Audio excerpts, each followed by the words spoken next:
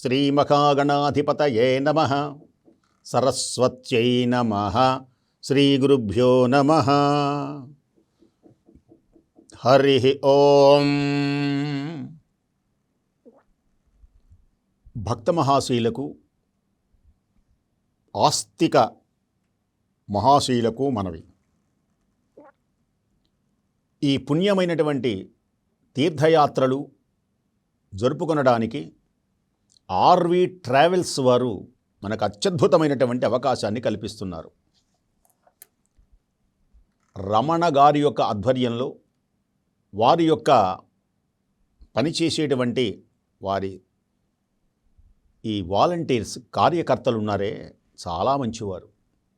మనందరినీ వెంట పెట్టుకొని జాగ్రత్తగా తీసుకొని వెళ్ళి ఏ విధమైనటువంటి కష్టములు మన హృదయానికి కలిగించకుండా దేహానికి మంచి వసతులతో, భోజనములతో, అలాగే మంచి హోటల్స్తో మనకన్నీ చక్కగా తీసుకొని వెళ్ళి మళ్ళీ జాగ్రత్తగా తీసుకొని వస్తారు. వాటిలో ఉజ్జయిని ఎంతో గొప్పది. ఈ ఉజ్జయిని మహాకాళేశ్వరుడు, మహాకాళి అమ్మవారి యొక్క దర్శనం.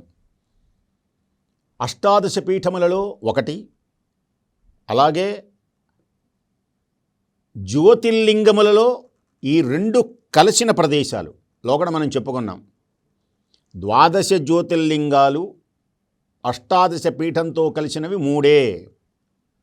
ఒకటి కాశీ విశ్వేశ్వరుడు విశాలాక్షి అమ్మవారు, రెండవది ఈ ఉజ్జయిని మహాకాలుడు మహాకాళేశ్వరుడు, మూడు శ్రీశైలం భ్రమరాంబికా మల్లికార్జునుడు. దీని పేరు మన పురాణాల్లో అయోధ్య, మధుర, మాయా, కాశీ, కాంచీ, అవంతిక, పురీ, ద్వారవతి చైవ.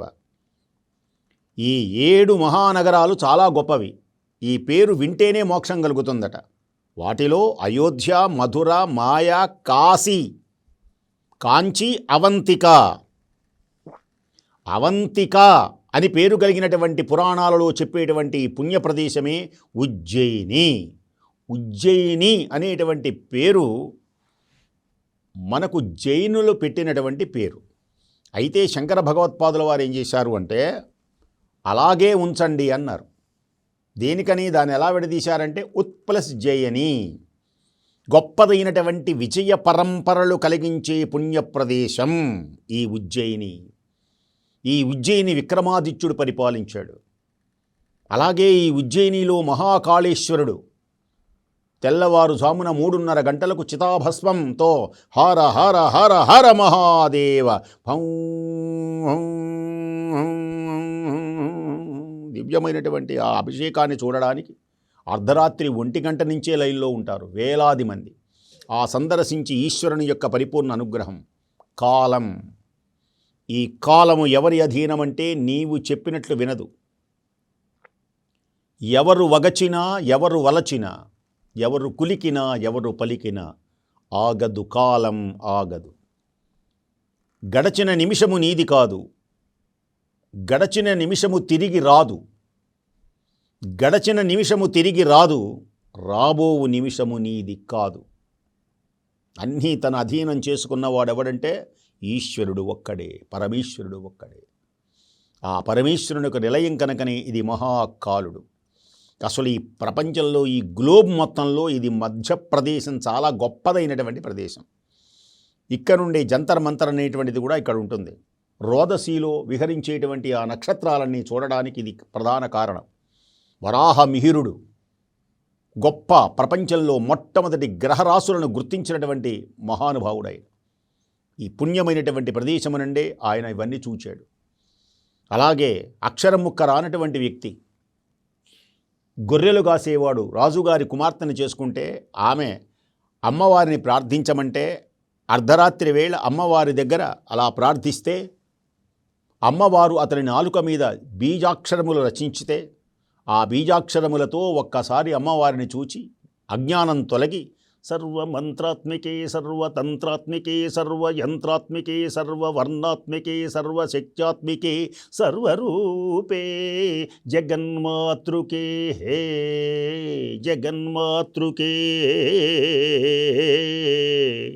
పాహి మాం పాహి మాం పాహి పాహి. పుణ్యమైనటువంటి క్షేత్రం ఇది. అమ్మవారు కూడా ఇలా అనుగ్రహిస్తుంది. ఇక్కడనే హరసిద్ధిమాత దేవాలయం. భర్తృహరి ఈ ప్రదేశం వాడే. ఈ అమ్మను సేవించి అనేకమైనటువంటి విద్యానామనరస్య రూపమధికం ప్రచ్ఛన్న గుప్తంధనం, ఇలాంటి విద్య వల్ల ఇలాంటి అనేకమైనటువంటి సుభాషితములు అంటారు. మనకు హై స్కూళ్ళల్లో చిన్న చిన్న పద్యాలు వస్తాయి. అలాంటివన్నీ మన జ్ఞానాన్ని, వ్యక్తిత్వ వికాసాన్ని కలిగించి అద్భుతమైనటువంటి మార్గాలు ఉపదేశం చేసినటువంటి పుణ్యభూమి ఇదే. ఇలాంటి ఉజ్జయినిలో ఈశ్వర సందర్శనం సకల శుభములు కలుగుతాయి. అంతేకాక ఆ దగ్గరలోనే సాందీపుని ఆశ్రమం ఉన్నది. ఈ సాందీపుడు ఎవరు అంటే శ్రీకృష్ణ భగవానుని యొక్క గురువుగారు. అక్కడనే బలరాముడు, శ్రీకృష్ణుడు, కుచేలుడు కూడా ఇక్కడే ఒకే చోట చదువుకున్నారు వీళ్ళిద్దరు. స్నేహం ఎంత గొప్పదో అనడానికి కుచేలుడు శ్రీకృష్ణుడే. శ్రీకృష్ణుడు యాదవుడు, కుచేలుడు బ్రాహ్మణుడు. అయినప్పటికీ ఒక చోట ఉండి ఒక చోట జీవించి ఒకే చోట పడుకొని వర్షం వస్తే కృష్ణుని ఒళ్ళో పెట్టుకుని ఆయన చినుకులు పడకుండా చేసేవాట. ఆయనకే ఒకానొక దరిద్రుడైనప్పుడు బాధపడితే కృష్ణ పరమాత్మ దగ్గరకు వస్తే బాల్య స్నేహితుడిని రత్నసింహాసనం మీద కూర్చోబెట్టి సుగంధ పరిమళములు, పట్టు వస్త్రములు ఇచ్చి, అటుకులను భుజించి, పాదములను బంగారు పళ్ళెంలో ఉంచి, రుక్మిణి భార్యా సమేతుడై ఆయన పాదములు కడిగి శిరస్సును చల్లుకొని కౌగులించుకొని అష్టైశ్వర్య భోగభాగ్యములు ఇచ్చాడు. సాందీపుని అంటే గురువుగారి యొక్క కుమారుడు మరణిస్తే యమధర్మరాజు దగ్గరికి వెళ్ళి ఆ కుమారుణ్ణి మరల బతికించి తీసుకొని వచ్చి గురుదక్షిణగా సమర్పించాడు శ్రీకృష్ణ భగవానుడు. అలాంటి పుణ్యమైనటువంటి ఆశ్రమం మనకు దర్శనమిస్తుంది. మంగళనాథ్, గడ్ కాళికాలయం, ఇలాంటి అక్కడనే మనకు భారతమాత యొక్క ఆలయం కూడా మనకు కనపడుతుంది. భరతమాతకు ఆలయం కట్టారు అక్కడ. గొప్ప విశేషం దగ్గరలోనే. అక్కడ చక్కగా 5 గంటలకు అందరూ నిశ్శబ్దంగా అమ్మవారిని ధ్యానిస్తారు. వందే మాతరం మాతరం వందే మాతరం సుజలాం సుఫలాం మలయజ శీతలాం సస్యశ్యామలాం మాతరం. అలాంటి శృంగేరి పీఠం కూడా మనకు అక్కడ, శృంగేరి వారి యొక్క ఆశ్రమాలు కూడా మనకు కనబడతాయి. అలాంటి పుణ్య దివ్యమైనటువంటి ఉజ్జయిని క్షేత్రాన్ని సందర్శించి మహాకాలుని వల్ల ఆ కాలం మనకు అనుకూలించేటువంటి విధంగా చేసుకొని తరించాల్సిందిగా కోరుకుంటూ స్వస్తి.